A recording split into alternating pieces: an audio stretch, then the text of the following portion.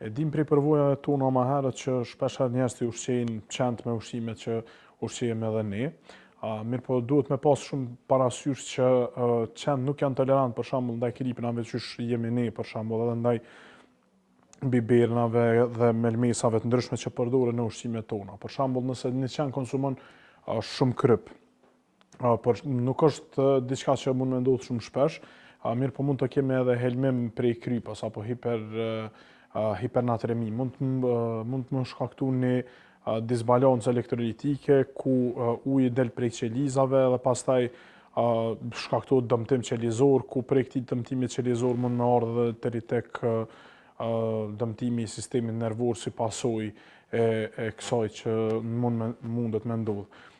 Disa prej shenjave ku një qen ka konsumu shumë kryp, munden me qenë për shembull vjellje, diarre, pastaj dridhje në disa raste, letargji ku qeni shfaqet me i lodhun edhe normalisht në momentin që një pronar e ka pa ose dyshon se qeni ka konsumu ma shumë kryp se sa që duhet, gjithsesi duhet me dërgu tek mjeku veterinar për kontroll dhe për ekzaminimet më të tjeshme në mënyrë që me u bo me u fillu trajtimi dhe rregullimi i krejt asaj disbalance. Kur jemi tek biberi dhe tek melmesat e tjera, është e rëndësishme të ceket që melmesat për shembull që përdoren tek mishrat e ndryshme që i konsumojmë ne si njerëz,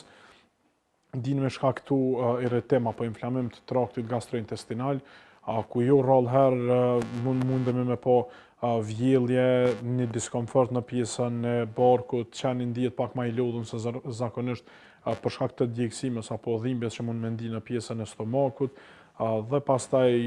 si pasojë tjetër mund të kemi edhe barkëqitjen ku normalisht të gjitha këtu duhet të rregullohen me konsulta dhe me ekzaminime tek veterinari.